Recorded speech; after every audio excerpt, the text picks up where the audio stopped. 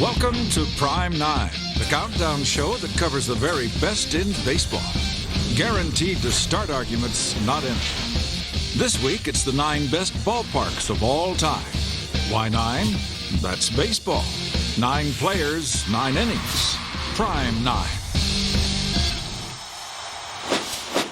There's nothing quite like the sensation one gets upon entering a ballpark. It's almost like going from black and white to Technicolor.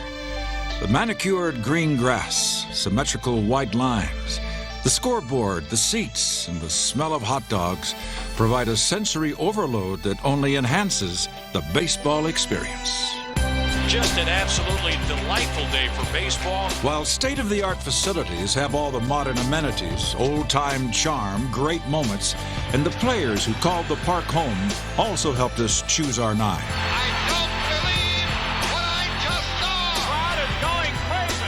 The historical context of the park also had to be considered, not to mention its location. Blue skies, bright sunshine. This ballpark will be packed. And as you will soon see, so did the ballpark's influence on the evolution of those that followed. So here they are, the 9 greatest parks in Major League history, starting with number 9 on Prime 9. Philadelphia has a beautiful new ballpark, with Veterans Stadium now gone. But Philly was also once home to the first concrete and steel park in the majors. 21st and Lehigh. If you weren't from Philadelphia, somebody told you to go to the ballpark, you'd have drove right by it because it looked like an old building. Shibe Park opened in 1909 for the Philadelphia A's. They shared it with the Phillies from 38 through 54. And when the A's moved out, the Phillies were home alone. That was my first park I ever pitched in the big league. I remember it's the most beautiful park I ever saw in the world when I went out to pitch. Beyond its concrete and steel, the park was a landmark in baseball architecture. It was certainly revolutionary. It is the first ballpark to have 2 decks, one at least partially atop the other. And every ballpark, almost without exception, in Major League Baseball has followed that format since. Tightly nestled in the city block with a large bleacher section and high right field wall, Shibe had an intimate feel.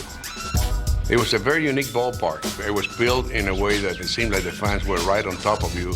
They had such great acoustics in that ballpark that it sounded like a cannon when you made contact. Guys would hit the ball not over the left field bleachers, but they would hit it completely out of the stadium onto the street. Renamed Connie Mack Stadium in '53 in honor of the A's iconic manager, the park at 21st and Lehigh was no stranger to October baseball. Shibe Park was the place where the Phillies played their second World Series in 1950, and it was also the scene of 8 athletics World Series. The park was demolished in '76 and today is home to a church. Fitting, since for many years, Phillies baseball prayers were answered, or not, right here. It was a very storied park, and to this day, there are many people who count that as their favorite park in Philadelphia. When Major League Baseball came to Houston in 1962, fans wilted in the oppressive heat. But then along came baseball's first indoor stadium, the Astrodome. It is colossal and stupendous, the 8th wonder of the world. It just seems so large. The range that you would have from the seats all the way out, it was just a different perspective than I saw at any other Major League ballpark. 47,000 in air-conditioned comfort. It was 72 degrees year-round. They had beautiful, comfortable seats. But there was one problem with the dome. In the daytime, there's serious trouble following fly balls against the spidery latticework of the plastic and steel dome. So they painted the roof, but the grass promptly died, and that brought us a new substance called AstroTurf. The turf was inconsistent. They had talked about how you'll get a perfect hop every time. Well, it wasn't necessarily so. Ground ball to third, it takes a bad hop. But beyond its quirks, this enclosed facility elevated energy levels inside to new heights for exciting moments in Astros history.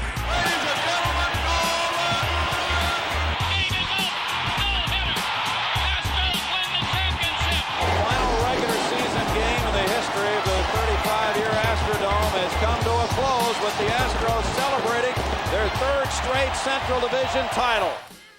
Using the Astrodome as their guide, other cities with cranky weather began to build their own indoor stadiums. But this time, they made a few alterations. I think it really set the stage, which eventually led to retractable roofs, and then coming full circle to Houston again with one of the most aesthetically appealing retractable roofs in baseball with Minute Maid Park. No question, the Astros' new home is something else. But fans and former players will always have a special place in their hearts for the Astrodome. It's still the eighth one of the world. I think it should be put down as such. And to me, it's a beautiful ballpark. 7. It was 1962 when Dodger Stadium opened its gates. It's a multi-million-dollar beauty located in the Chavez Ravine called Dodger Stadium. Dodger Stadium, that's a ballpark. As a fan, when you walk in to take a seat at Dodger Stadium, you're like, we're at a baseball game, I'm gonna have a Dodger dog. Cheers! And we're gonna sit back and enjoy the sun at Chavez Ravine. This picturesque palace is every ball player's dream field. I remember for the first time seeing it in person, I said, this is like a cathedral. It's just so big. When you're on the field, you look up, it seems like 8 levels, different colors. It is, in my opinion, an architectural wonder. And since it was built into a ravine, Dodger Stadium had a beautiful backdrop and a unique entrance. When you get to Dodger Stadium, do yourself a favor and drive up to the upper level. You can literally park your car, get out and walk about 100 yards, and you walk right in to the top level, and this field is below you, and there's Chavez Ravine, and then you do a 180 and turn around, and you're looking right at downtown LA, and it's almost like you can reach out and touch the skyscrapers. Blue skies, bright sunshine. Welcome to Dodger Stadium. I grew up a Dodger fan my whole life. When I was a kid, it was like Christmas. Every time you come over and you see this stadium. I got to play there in 2004. Even though I was 36, I made a point every time that I went to the ballpark that I would drive all the way around so I could see the inside of the stadium. That was the greatest moment, being able to turn yourself into a 9-year-old before you go into the ballpark and put a uniform on. You knew it was a special place. When you would put on that Dodger uniform and you got into that clubhouse, that tradition is very real and it's tangible.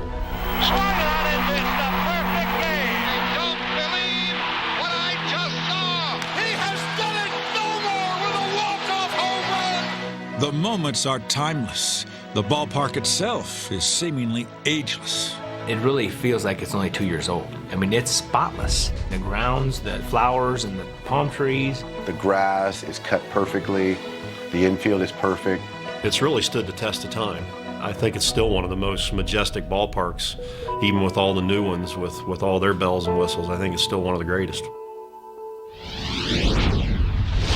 Tiger Stadium brought a breath of fresh air to Detroit in 1912, for it somehow encompassed the best of both worlds. It sat 55,000 people, and yet reeked of intimacy. It was almost like a Little League field. It just seemed like unless you were behind a pillar, you had the best seat that you can imagine. You were right on the action. It was a great ballpark to play in. It was a great field. The fans were right on top of you. Al Kaline, the hometown Tiger fans love it. You could really actually hear them talking, and they could hear you saying a few things, too. We welcome you to Tiger Stadium on this beautiful afternoon. I've had guys say, hey, Ernie, I heard your broadcast out in the outfield. And you can't find that in too many ballparks. And the fans who felt closest to the game were in the right field upper deck. The upper deck was 10 feet closer to home plate than was the lower deck. So you could be playing right field and you're waiting for the ball to come down and the ball actually goes into the overhang and it's a home run.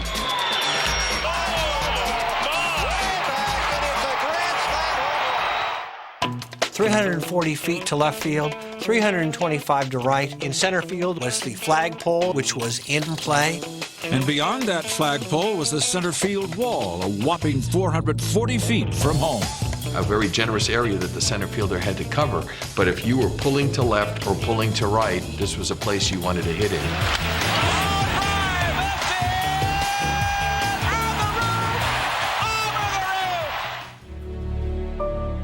There are legendary players who graced the Tiger Stadium field, and many of them paid homage to the ballpark when it closed in 1999. Farewell, old friend.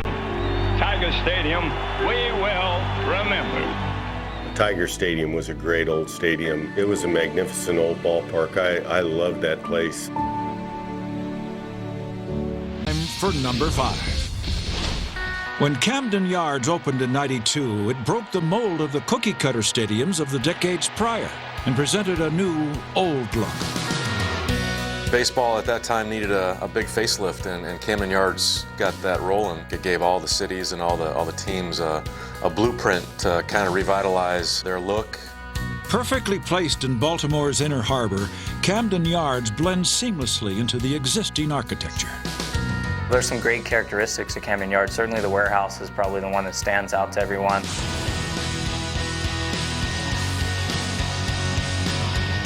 You have Utah Street back there with Boog's Barbecue, and you got the ivy growing on the center field wall. It's beautiful inside and out. Really a jaw-dropping experience, from the clubhouse to the playing field to the fans, to actually be able to go out and start the first game from behind the plate. It all started with the park itself. Play ball! And the players wasted no time making Camden Yards home to both memorable moments and baseball history. I went there when the All-Star game was there, and Ken Griffey hitting balls off the warehouse in the home run derby. Holy cow! That may have hit the warehouse, and they announce it did. Cal setting the games played record. And let it be said that number 8, Cal Ripken Jr., has reached the unreachable star.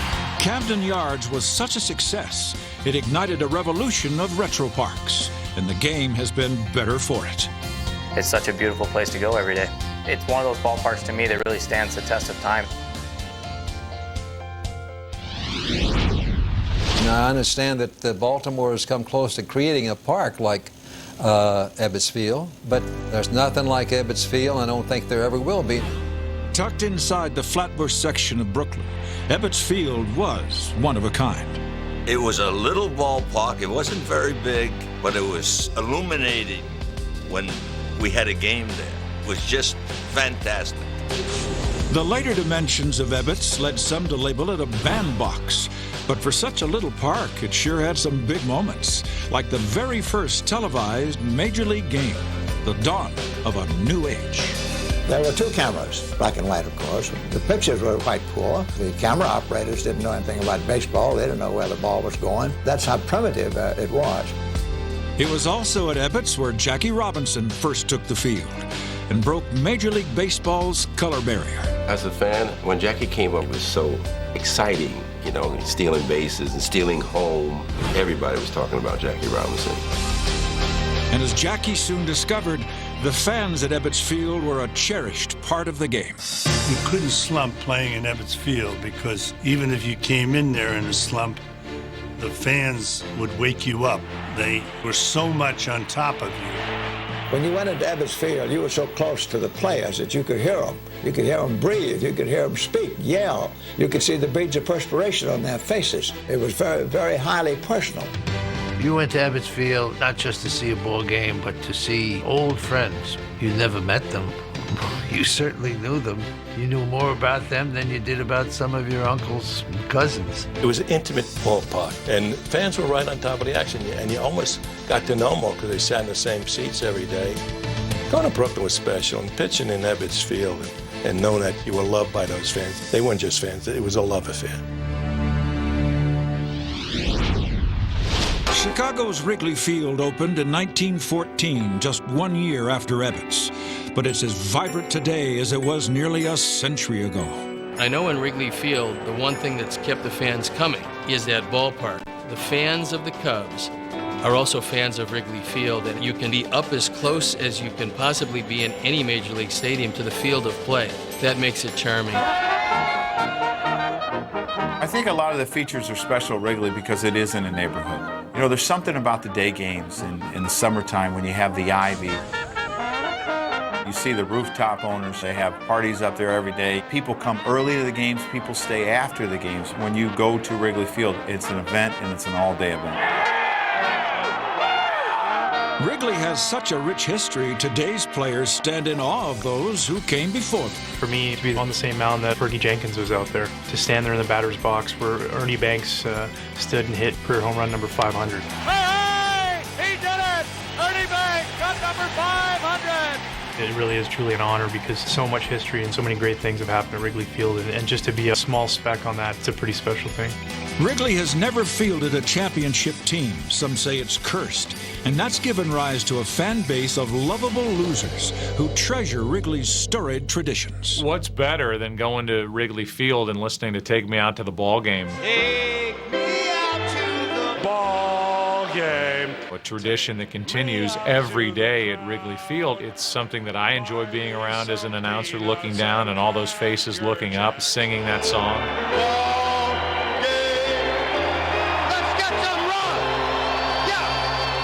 Change is inevitable in our world, but Wrigley Field just might be the exception.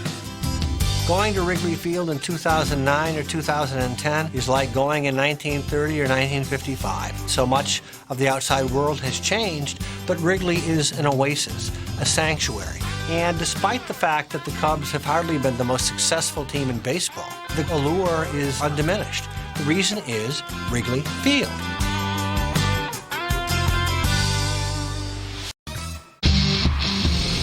We now return to Prime 9, where this week we're featuring the best Major League ballparks.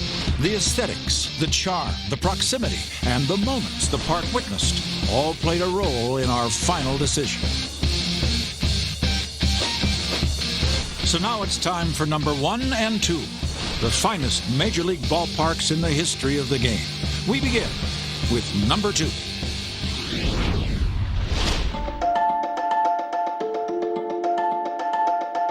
I think Yankee Stadium transcends baseball. I mean, when you think about New York City, there are so many things to visit. And whether you're a baseball fan or not, for the last 80 years, they've been pouring in. The fans really made it so special, especially a packed house. The subway, a little peek of the train up through the right field bleachers. And of course, Monument Park. Every visiting player that comes through Yankee Stadium takes a stroll down there just to see those monuments and what that's all about. When you go in, just the beauty of it, the reverential feeling you have, my gosh, you're part of something so great, with so many memories, so many traditions. It's almost like the history of the game has passed through there, and I think that makes it kind of like the place, kind of like the mecca of baseball. No question. The house that Ruth built saw more than most every other ballpark combined. I think the first thing that comes to mind are championships, the greatness that the New York Yankees have had. World champions, most successful franchise of the century. But the other thing are the people that have played before you. Guys like Yogi Berra and Thurman Munson, Joe DiMaggio, Mickey Mantle, Lou Gehrig and what he went through. Today, I consider myself the luckiest man on the face of the earth. And you have a chance to be on the same field, the same clubhouse. It's really pretty amazing. Some fans even believe that the stadium itself played a role in the team's success. Whatever you want to term it, the aura about it, the mystique of the place, it certainly exists. What it leads to is an expectation that special things are going to happen when you're there. Brosius hits one in the left. Another miracle of the Bronx. Derek told me the ghosts will show up eventually, and they did. And the Yankees are going to the World Series. The greatness of the players and the teams that call that home. I don't think there's any more storied stadium than Yankee Stadium. Yankee Stadium is now gone.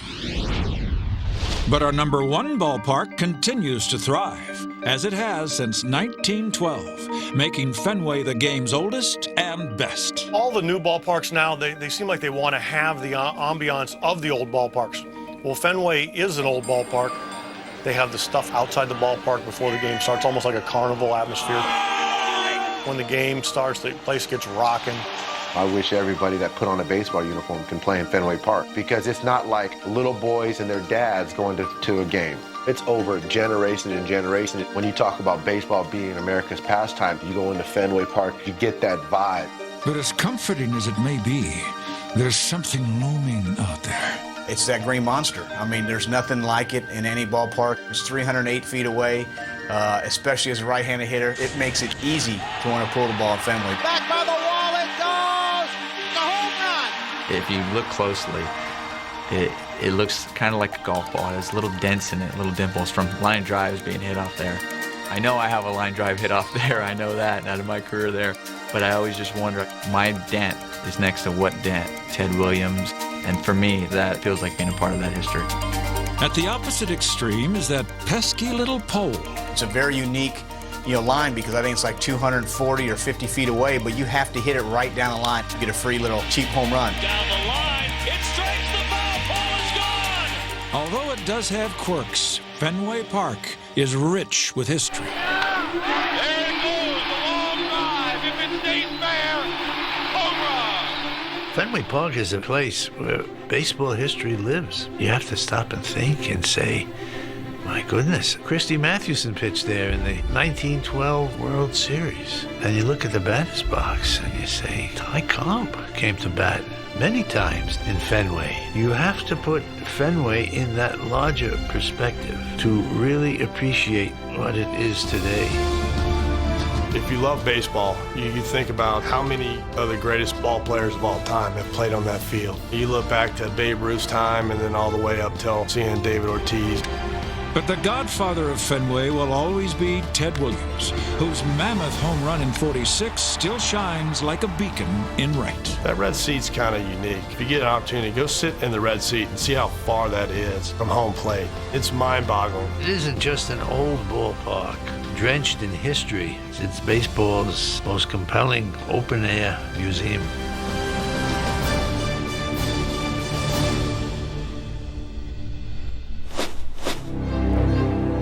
The elements that make Fenway our #1 ballpark, the beauty, the charm, and the history, were on full display at the '99 All-Star Game. After all, what better place to watch the living all-century players make their way onto the field to form the greatest assemblage of baseball talent ever seen? And when Red Sox Nation got to honor its own. The timbers of the ageless park were tested. And for Teddy Ballgame, chills and tears filled the night air. The greatest hitter that ever lived, Ted Williams! It would have been a memorable night in almost any ballpark. But at Fenway, it was magical. That's our Prime 9. What's yours?